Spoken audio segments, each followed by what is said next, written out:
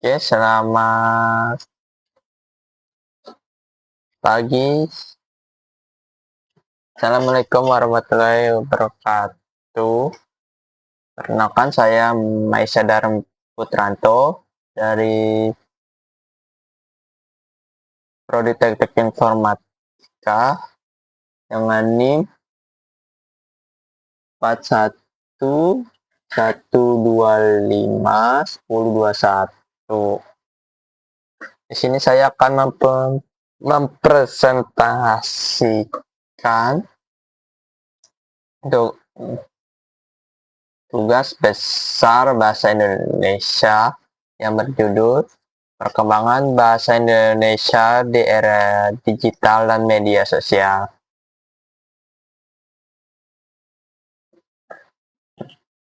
Latar belakang saya membahas tema ini adalah bahasa Indonesia mengalami perubahan besar akibat teknologi digital.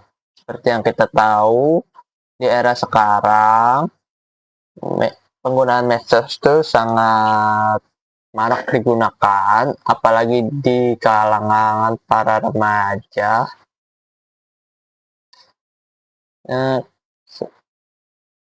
Dan kebanyakan para remaja itu menciptakan bahasa slangnya masing-masing, seperti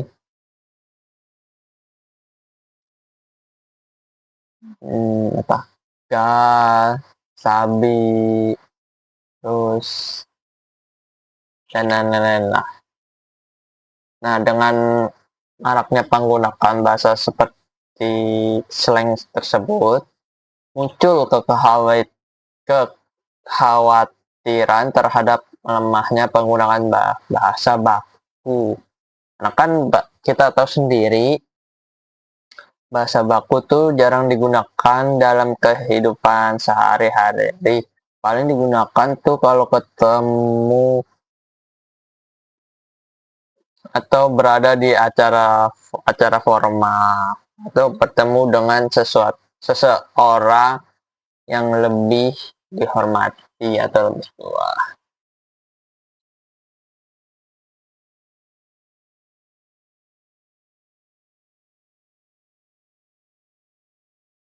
Nah, masalahnya tuh bagaimana perkembangan bahasa Indonesia di era digital dan pengaruh media sosial terhadap bahasa. Upaya menjaga eksistensi bahasa Indonesia. Ini merupakan 3 masalah yang akan saya bahas di sini. Yang pertama, perkembangan bahasa Indonesia di era digital tuh sekarang bahasa jadi lebih fleksibel dan adaptif. Dan banyak istilah-istilah baru yang diciptakan oleh para remaja, terutama di kalangan Gen Z, ya, kayak unggah, daring, terus gawat, apa lagi, gas, sabi, terus kuy, gacor, dan banyak lain. Pengaruh budaya digital itu juga ngaruh ke misalnya kata-kata yang disingkat, ya kan, kayak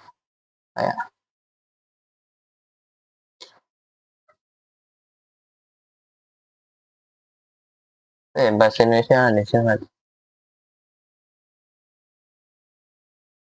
on the way jadi OTW, terus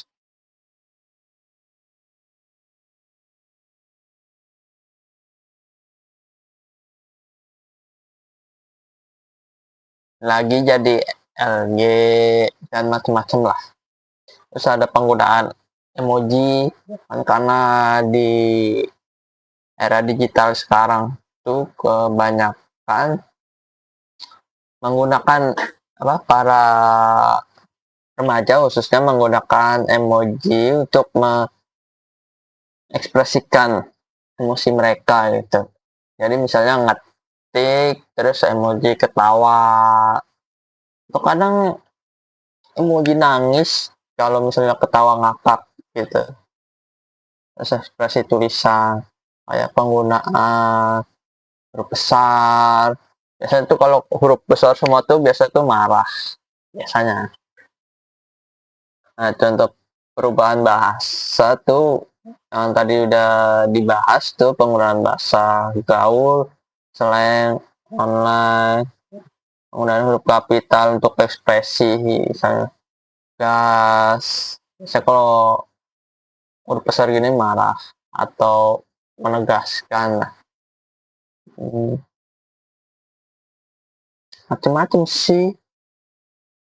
Terus fenomena alay dan akronim internet. Nah, lanjut kita akan bahas dampak perkembangan bahasa di era digital. Pertama kita akan bahas yang positifnya dulu. Dampak positif itu kreatif linguistik meningkat. Kan seperti tadi banyak istilah-istilah baru yang diciptakan. Itu kan berarti kan pengguna medsos tuh berarti kreatif-kreatif ya. Kayak misalnya kata-kata panjang disingkat atau bikin emoji kan, bikin kata-kata baru, slang baru, atau ada juga yang tapi tidak untuk negatif.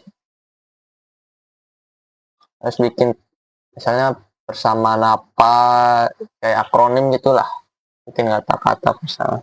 Terus bahasa lebih responsif terhadap perkembangan zaman.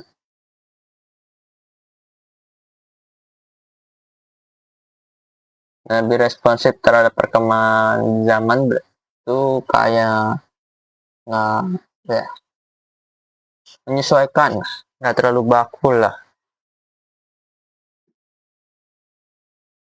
Misalnya kalau ngomong chattingan sama temen itu berarti harus ya nggak baku-baku banget lah. Tapi kalau untuk kayak ke dosen, ke atasan dan lain-lain itu harus ya formal, harus sesuai konteks. Pengguna terbiasa berkomunikasi dalam berbagai format digital. Ya, ini maksudnya berbagai format digital itu kan karena uh, apa ya, ketentuan tiap medsos kan beda-beda ya. Kayak misalnya Twitter kan dibatasin kan. Kalau misalnya nggak centang biru tuh berapa kata untuk caption gitu. Jadi harus pinter-pinter nyusun-nyusun kata lah biar bisa menyampaikan makna. Terus kalau kayak IG atau Facebook kan ada kata-kata yang melanggar standar komunitas. Jadi harus kalau misalnya mau ucapin ya, kritik atau apa tuh harus ya pinter lah menyamarkan hal yang dibahas, kayak pakai akronim. Terus kadang tuh ada kan contohnya nih kan judul kan tuh melanggar standar komunitas kan, terutama di Indonesia kan sensitif.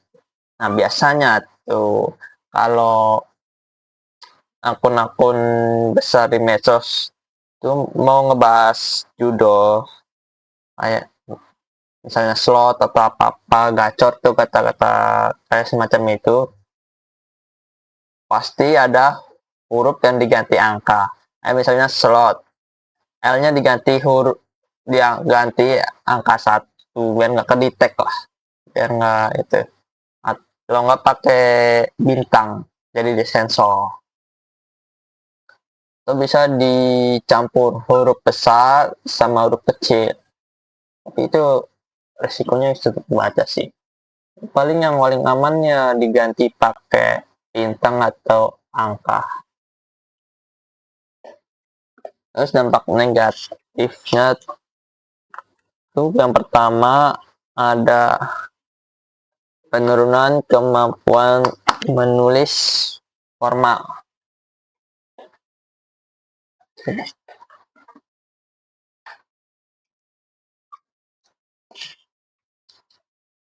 Kenapa dampak negatifnya jadi penurunan kemampuan menulis formal? Karena kan jangan maraknya sosmed, HP, gadget, kan rata-rata sekarang tuh sekarang semua orang tuh pegang HP ya. Dan tiap hari tuh nggak jauh dari gadget lah. Itu kan jarang sekarang kan kita lihat orang buka buku, nulis buku, walaupun ada sih tapi jarang. Sekarang aja nulis ceritanya di laptop kan. Jadi ya terbiasa menggunakan gadget, apalagi kan kalau di sosmed gitu kan bahasanya kan bahasa sehari-hari, bahasa slang. Ini kan kita nggak terbiasa nulis dalam kata formal, paling hanya ke orang yang lebih dihormati atau orang yang lebih tua. Ini karena jarang dipakai jadi akan mengalami penurunan. Yang kedua tuh maraknya campur kode mixing. Ya, campur kode tuh kayak misalnya bahasa Indonesia, terus bahasa Inggris, terus bahasa Indonesia lagi. Nah, itu banyak tuh. Misalnya banyak, terutama di Twitter, itu banyak yang ini pakai bahasa Inggris campur Indonesia. Yang ketiga tuh kaidah bahasa sering diabaikan. Nah, ini udah pasti. Nah, kan kita kan nulis sembarang nulis ngetik kata-kata kan sembarang ngetik ya. Merhatiin subjeknya apa, predikatnya apa, objeknya apa, ketentuannya gimana. Kayak kata yang paling sering tuh penggunaan kata di, antara dipisah atau digabung. Nah, itu paling sering tuh. Nah, terbiasa cepet kan buat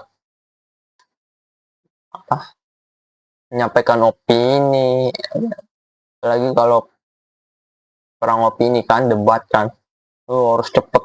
Nah, jadi nggak diperhatiin. Yang penting ketik aja. Nah, yang selanjutnya ada upaya pelestarian bahasa. Nah, untuk upaya pelestarian bahasa sendiri itu ada 3 elemen yang berperan penting di sini. Yang pertama, pemerintah. Pemerintah tuh harus bikin kebijakan tentang literasi bahasa.